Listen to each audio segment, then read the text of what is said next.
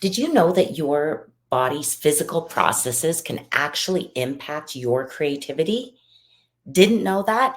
Well, if you don't, it could be stopping you from getting what you want, my friend. So you need to stay tuned to learn about how to create an environment that fosters your creativity by managing your stress. Hey, if you don't know me, I'm Zandra. I'm so glad that you decided to join me today to talk about this super freaking important topic because who doesn't want to be more creative? Because honestly, at the heart and soul of your goals and everything that you want to achieve, creativity for me is almost pivotal. It is almost the most important place to start. Why?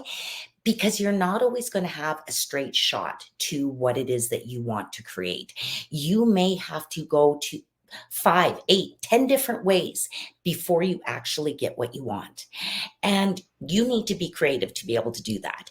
And if you are allowing stress to cloud your amazingness, that shine that you have, well, honey, it is going to make getting what you want more difficult, more strenuous, and honestly, way less fun. So, what are we tapping in here to today? I really want to talk to you about a few things about how to foster creativity by managing your stress. So, we're going to touch base on a few points today. So, what are they? I want to talk a little bit about the link between your nervous system and creativity, understanding the doing mode versus the designing and the dreaming mode, right? Really important to identify and understand the two different pieces and how your stress impacts each one of them, how stress responses like fight or flight inhibit creativity. And that's really what we're talking about today. Are you letting that old brain get in the way of your critical thinking ability? All right, and we'll talk a little bit about why that's important. I want to give you a few techniques to be able to activate your parasympathetic nervous system. And what is this? It's your rest and digest instead of your fight or flight, right? That's your sympathetic. Parasympathetic is rest and digest. So being able to bring us from that heightened sense of, oh, karate chop, stress, anxiety, excitement, fear, passion, all of those things. But it's really where our energy level is up here, right? So we want to be able to bring that down and find some calm into it. As well, I want to talk about the role of play in reducing stress and boosting creativity. And then finally, some practical steps to create a calm and creative work environment, but really a life environment for you. All right. Because, like I said, if you are allowing stress, it has so many negative effects in our life. But if you are trying to create great things in your life, I'm telling you, you need to get a hold of your stress, darling. Okay. So let's dig into this a little bit. So let's talk a little bit about that link between your nervous system and creativity. So, creativity involves a whole bunch of neural networks in your brain, right? All working together in this concert of beautiful music and symbiosis that allows us to be able to dream new dreams, to be able to have an open mind, to be able to see the future. Really, that is such a higher level thought process than, is this thing going to hurt me? Do I need to hide from it? Do I need to hurt it? Do I need to run from it? Right? That's fight or flight response. So, really, it's about being able to engage our imagination and our executive functioning controls, which are focus and evaluation, really about critical thinking, being able to process information, including success, failure, obstacles that get in our way, mindset blocks. That's why you need to have that stress at bay. Because if you are engaging in that system too much, it is going to block the systems that you need to create that imagination, that creativity. So the nervous system can really influence creativity um, in the sense that it can help free thought and creativity flow, or it can create a stoppage for you. And that might not necessarily mean like, oh, I can't do this. It may be you finding obstacles that you never saw, right? Confirmation bias, whatever we believe is what our attention will be drawn to, and we will actually go out and look for information that supports our belief system. So if we've got a high stress, I can't do this, I'm not smart enough, I don't have enough skills, well, your brain is going to go, well, that must be important to you. Then I'm going to go look for evidence of that to prove you right. So that's why it's so important for you to get control of your mind. Okay. Because it's going to do whatever it's going to do regardless. So if you're not controlling it, generally it's going to take its cues from fight or flight. Because when we are not actively engaging this frontal part of our brain, that prefrontal cortex and all of that stuff, we go back to fight or flight. And that becomes where everything is 911. Everything is a danger, including our dreams, including doing different things. Okay, so we need to get control of our brains. All right. And basically, what happens is we have kind of a hierarchy in our brain and in our bodies, right? Some of you call it Maslow's, but really, what does it mean? If there is a danger signal in there, if our brain is sensing danger, it is going to take all of our resources that we would be using for higher thought processes like creativity, problem solving, and it's going to redirect it to survival mode. So that brings us right back to the way we would normally do things. And that doesn't allow for creativity. That doesn't allow us to create bigger and better things in our life. And really, that's what you need to do. You want to take yourself from this point to some point in the future. It really takes sometimes faith, for lack of a better word. It takes you believing in yourself. It takes you being able to see the future. Got it? And if you're just worried about, am I going to survive? Is this going to hurt me? Am I going to fail at this? Then your mind is going to basically put up blockages so that you're not going to be able to proceed. All right. So that's why it's important. You need to stay focused on the possibility and realize that you are not in danger right now. You need to take some deep breaths, and we'll talk about that in a minute. I won't get ahead of myself. I always do that when I get super passionate about something. And why is this important? Because I allow this crap to get in my way every single day. I got to be honest with you. I've really been struggling. Always my thing is to get on and do videos. Why? Because it's freaky. It's freaky. It's puts me out of my comfort zone, even though it is my comfort zone, but still at the same time, I've got notes. I've got to make sure that I get the right message across to you. I'm worried, what if I'm not saying it the right way? I'm worried about, do I look the right way? Is my sound good? Is my lighting good? There's so much little stressors that really get in the way of just me showing up in my creative, authentic, imaginative, awesome self. And so I'm talking to you from personal experience of why we need to get out of our head. Because right now, it isn't perfect. It's never going to be perfect. But you know what? It is freaking good enough. And I feel so grateful to myself that I am able to fight through those moments of self-doubt and those moments of stress. So I'm telling you from firsthand, baby, if I can do it, anybody can do it. Because the fact is, you don't necessarily need to go and do a video. For you, it may be, I want to start working out. It may be, I want to start a business. It may be, I want to make some new friends. It may be, I'm looking for a partner. I want a new pet, right? All of that stuff takes you out of the box that you're in currently and is going to force you to use your creativity, your imagination to figure out, what is my life going to be? How's my life going to be better with this thing in it? Person, place, thing, idea, feeling, belief, whatever you want it to be. How is that going to make my life better? Because if you can't envision that, then you're not actually going to go after it, and you're not going to take the chance, the opportunity, or put yourself out there, however you want to look at it, right? If you see going after your dreams as a scary thing, as a positive thing, whatever, it's just going to shut that down for you. All right. So I do not want that for you. I want you to get everything that you want in life. All right. So another piece of creativity and being able to really stoke the fire of creativity and get it going is basically understanding doing mode versus designing and dreaming mode. So the doing mode is focused on achieving specific goals, right? Specific outcomes. I want to do this many times. I want to gain this, lose that. And it's really often linked to stress. And if you're going to complete it and get that check mark, right? That's really what the doing is. Can I do it? And a lot of us will just jump right into that, or maybe not jump into it because we're too scared of what the doing is going to be. Today, I've thought about it 1,000 times. I've been putting it off. I tried to talk myself out of it.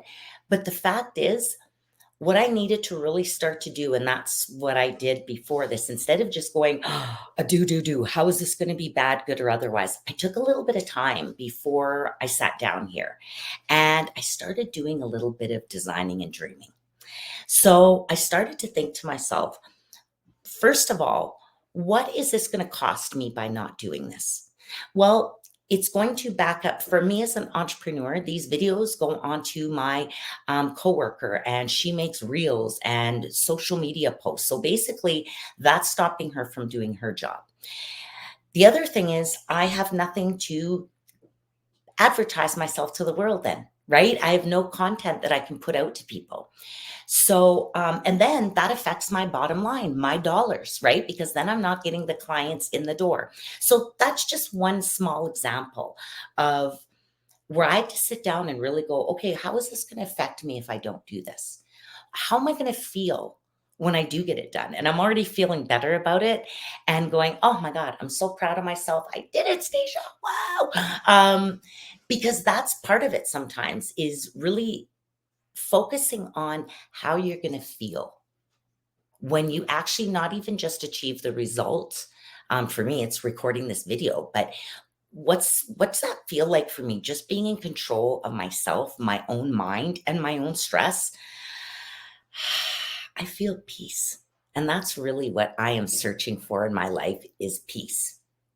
So once I sat down and really started thinking, how's this going to affect me? Really starting to engage my imaginations and all of my senses, right? Dreaming, envisioning what this is going to look like, not worrying about it being perfect, knowing that it's just me showing up as my authentic self, stumbling over my words, not being perfect, but actually feeling good about the doing. Okay. So designing and dreaming mode allows for this free flowing creativity.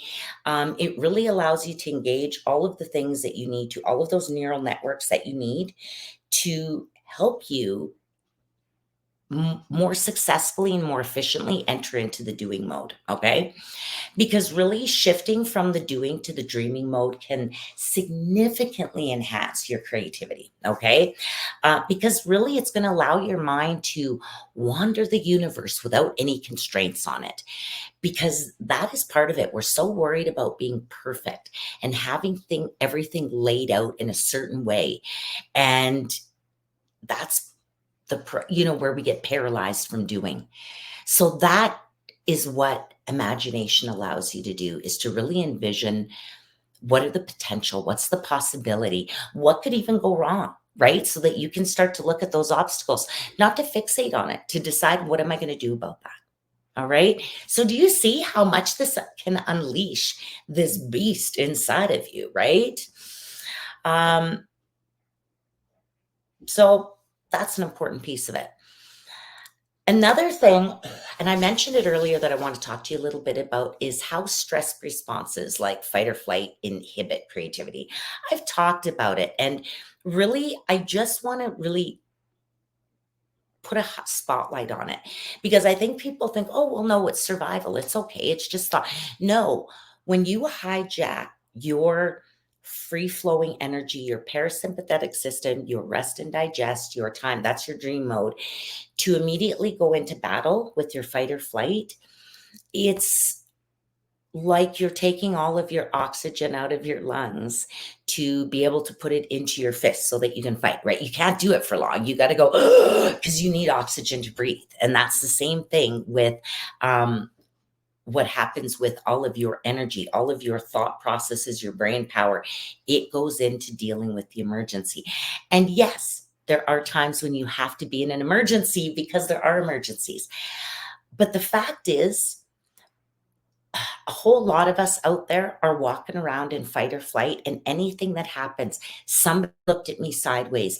How dare they say that to me on Facebook? Did you see that person cut me off in traffic? Oh, I'm so scared. What are people going to think? Am I going to be successful? Am I going to fail at this? It's huge, and it diverts your attention from what's really important. Okay. So I need you to really focus on it. And I'm going to give you some strategies here, but I need you to really realize that high stress can really impair those initial stages of creativity, such as brainstorming and ideation, right? Coming up with new ideas, new solutions to your problem.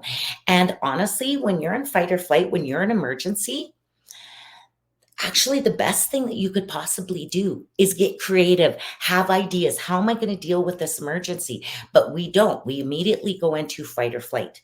Do I need to get aggressive? Do I need to hide? Do I need to flee? How am I going to defend myself in this situation? When really we should be thinking, what's the best way to go about doing this? What are some of the best ways?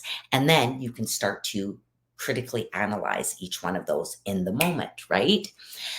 And honestly, the worst thing that can happen, those of you that are dealing with chronic stress, oh, baby, I'm telling you, you are you're drinking poison every single day. And it isn't just your creativity. I hope you know that this chronic stress can lead to long-term physical implications in your health and wellness. All right. So I'm going to say, let's just leave it at that. Is your creativity is going to be hindered?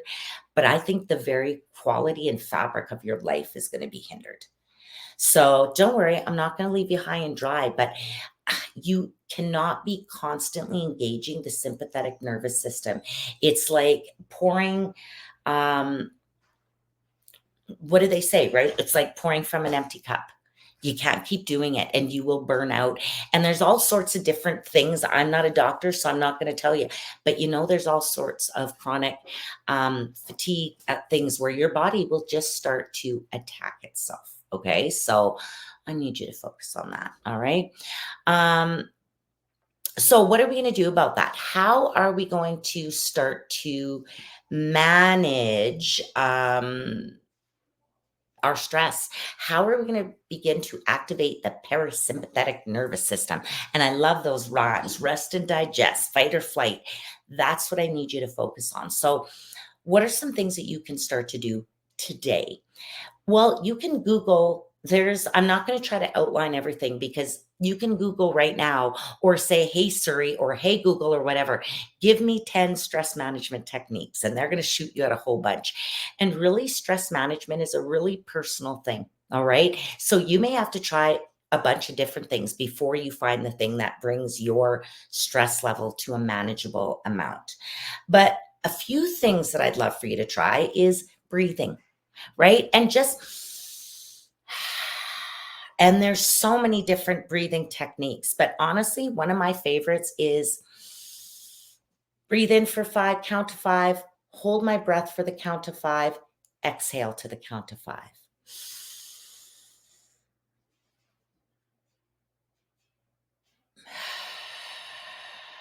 And really, it's just focusing. You can't really focus on anything else except counting your breaths in that moment. But there are 1,000 different breathing techniques, okay? But that's where I want you to start is some of us, and I think exaggerated breathing has been one of those things that have been put into my mind, but it doesn't have to be, because some of you will get dizzy if you breathe too deeply, if you haven't been doing it. Sometimes it's just focusing on the quality of your breath and actually filling up your abdomen and your lungs, right? To start to feel that stress lowering. Another stress management technique that y'all know, meditation and yoga, right? And you can find classes, but honestly, you can find a ton of free beginner classes online. And always err on the side of caution, right? Always do a little bit less than you think you're capable when it comes to yoga. Like fitness, I always tell people, push yourself a bit. Yoga and meditation, take it easy. And meditation, one of my favorites is just walking around in nature. Just listening to the sounds, listening to your breathing, feeling the cold grass on your feet, right? So if sitting in a chair is not good for you, then don't worry about it. There are so many ways. I even honestly think dancing and singing for me, I won't even know the songs that I'm listening to. I just get into the moment and just relax because that's really what it's about. All right. And really, this meditation and this being outside, as I was saying, it's really what we call nature therapy, right? So, spending time in nature can lower cortisol levels, decrease your fight or flight reactions, increase the activation of your parasympathetic system, right? So many amazing things that just being out in nature. The other thing is if you're a person that needs social interaction, so co-regulation, right, means being with some other creature. And that could be a human creature, it could be an animal creature. And that's why we have animal therapy pets and things like that, because it's amazing how that connection, it's not for everyone, because some of you are like, Zan, I'm allergic, whatever. You know what I mean. Maybe it's a friend. But even that is not for everyone. Some people need to be alone. That's what I mean. You have to try some of these strategies on, and you can't just go, oh, I don't know what to do. Google it, message me, and I promise you, I've got more techniques for you if that's something that you need help with. Okay. So message me stress tips below, and I'll make sure to get you some extra ones. Okay. Um, Another piece of this that I want to talk about is the role of play in reducing stress and boosting creativity. So, having fun, play, being playful, digging into that just childish part of yourself, it really encourages a mindset of exploration and experimentation, going outside of the norm, right? It's really essential to creativity. You can't keep doing the same thing and expect a different result, as we all know that saying, right? And really being creative without worrying about, oh gosh, I'm changing the world. It's just, no, no, I'm brainstorming. This really decreases stress as well, because you're engaging your brain in a low stakes activity. It isn't saving the world. It isn't, I have to decide on that perfect thing right now. No, brainstorming is, what are all of the ways that I could possibly make this a success? And that's kind of fun when there isn't that pressure. And then don't worry about analyzing them in the moment. Put that off till later. Just give yourself 5 or 10 minutes to do a brain dump, right? When I have clients that are dealing with crazy schedules, overwhelmed with what to do, that's the first thing I start doing is going, tell me all the things you need to do and let's just write them down. Don't worry about sorting them. Don't worry about when you're going to do anything. Let's just get every last thought so we can start with a clean slate. All right. And then finally, play can foster collaboration and innovation in a group setting. One of my favorite things is doing team building activities with groups of people, because it just amazes me when we can laugh together, we can solve problems together. When we can be kind and gentle on each other, we can be hard and and effective with problems, right? Like that's what I love about being having fun together and being able to create together, doing arts and crafts. Like there's so many things that I know some teams think it's crazy and they're like, well, is this going to be a waste of time? It is not, my friends. It is for you and it is for your team. All right. Because creating this safe environment, this fun environment is really going to create a safe environment for creative thinking where people aren't going to feel judged and they are going to come with every idea. All right. And then what I want to talk about now, finally, is what are some steps to create a calm and creative work environment? So, if you really want to, we've talked about some personal ways to decrease your stress, right? But what are some ways that we can create? And your work environment, maybe your family environment, maybe a team environment, right? Your baseball team or whatever. So, I say work environment, I mean your team environment, wherever you are operating. So, what are a few things that you can do? Well, one of them, establish quiet zones. So designate areas free from distractions, noise, things like that, where people can just go sit and enjoy and relax. But others, it may be there may be a TV if you've got quiet zones everywhere. Maybe that's what you want is creative zones. So it's two different options. You've got quiet zones, but I also think you need creative zones. And that could be just where people can go play with Play-Doh, where there's one organization I work with, they have a room and there's flip chart paper, there's markers, there's glue, there's glitter, there's paper plates, there's whatever you need to do. Why? Because they know that when people are relaxed and just creating and having fun, they can come up with the most amazing ideas. And it's really about bringing that stress level down. Bubbles are another favorite one that I love to do. If you know anything about me, when I am in an extremely stressful, or when I even have people over, or when I'm doing team building, I give out bubbles to everyone and we will sit there and blow bubbles as a group. And it's amazing the effect that has. Why? Because you just get lost in the moment. And to me, it's a form of meditation. So thank you very much. Another thing you might want to do is incorporate natural elements. So using natural light and plants to create a soothing workspace, right? Creating that feeling. You may have, relaxation spots as in the quiet zones where maybe there's mats, maybe there are beanbag chairs, or maybe there's a massage chair. I don't know what your work environment could incorporate. And if you're like me and you work at home, it's even more important to have a relaxation zone for yourself. Otherwise, you're just working 24/7. So that's my workout room. And I don't watch TV in my office anymore. I actually leave my office. I have a TV, but I found that I wasn't doing either. I was zoning out on the TV, but really not paying attention to that and not getting my work done. So I don't do that anymore. I moved the TV. It's funny. It's in a corner now. All right. As a leader, you want to encourage breaks and movement, right? Get everybody, tell them it's the 5-minute magic move, or maybe you do a 5-minute staff check-in and you go for a walk around the building, a walk around a room, whatever you might want to do. Maybe it's just doing some gentle stretching activities, giving everybody to remember to take care of themselves. All right. But it's really about reducing stress and refreshing the mind. All right. And then a last tip that I have, and it's by all no means that the list is this not an exhaustive list, but it's really about you could create a, pardon me, slipping over my words, promote a culture of openness. So, really creating an environment where ideas are freely shared, valued, and actually expected. It's your responsibility to come up with cool ideas. That's what I tell people. If you've got a problem, don't bring me your problem unless you have 3 solutions. And I don't care if that you think they're dumb. It doesn't matter. I need you to get creative if you want to solve it. And all of us need to be creative about it. And so we really need to enhance creative collaboration.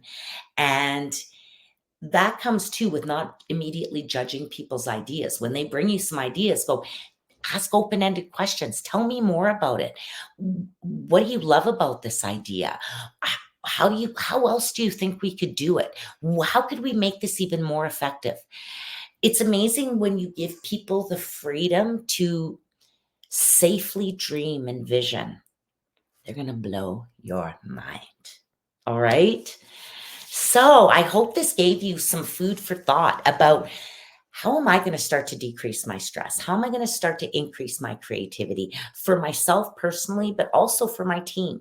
And that team may be your family, it may be a volunteer group, right? Or it may be your business or your workplace. So I want you to get creative and start to think about what am I going to do? And like I said, if you want some more tips, I would love to chat with you. If you want to know how you can encourage creativity in your organization, you'd like to do a team building session, you want to foster open communication, then I want to talk to you. I would love to set up a free consultation. We have a quick little coffee talk for 15 or 20 minutes. And I just want to get an idea of what's going on with your team and to see if we're a good fit. So let me know. You can reach me at my on my website, zandaross.ca, or if you want to set up some time, drop the word team building for me down below and I'll reach out and let's have a chat. What can we do? I have probably, oh my God, I probably have 30 or 40 different workshops that I do with teams, individuals, you name it, groups of people. But as well, I have individual strategies that I do. So coaching and different things like that for the individual. So I would love to chat with you more about the potential. So it's up to you, doll. Free for you because I love you. Mwah. Thank you for joining me. As always, you are I tell you, you are the milk in my tea. You are the sugar in my tea, honey. And I thank you for that. So take care and have a great week. And really focus on reducing your stress.